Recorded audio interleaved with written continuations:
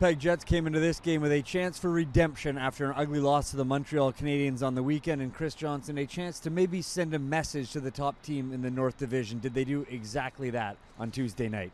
They did, and look, Winnipeg's the only team in the entire league right now without losses in consecutive games in regulation, and you know, they needed to lean on Cotter Hellebuck. That's been a bit of a story for them at times because the Toronto, especially when it got behind, really came at them offensively. And you know, I think they can take some pride in the way they weathered the storm. They didn't panic. They didn't react too much to a 7-1 loss. You know, obviously a difficult night that they had in Montreal. And so, you know, the Jets are rightfully feeling pretty good about themselves, and they're creeping a little bit ever closer now in this North Division standings to the Leafs. Now, how do the Maple Leafs feel about themselves after 3 straight losses, the first time that's happened this season?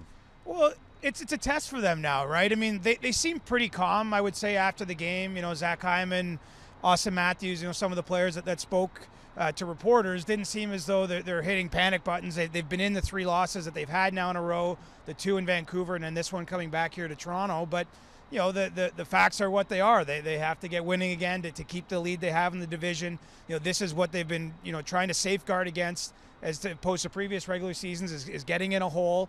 And so, you know, I think this is a good test for them going into Thursday's game, just how they can bounce back because, you know, it was right there for them, but they kind of shot themselves in the foot on a couple Winnipeg chances against. And, you know, the differences in this game were not that stark, but as Sheldon Keefe said, they had the losing habits rather than the winning habits. Now, a loss is a loss, but is it impossible not to pull the positive out of Austin Matthews getting 2 goals despite dealing with that nagging wrist injury?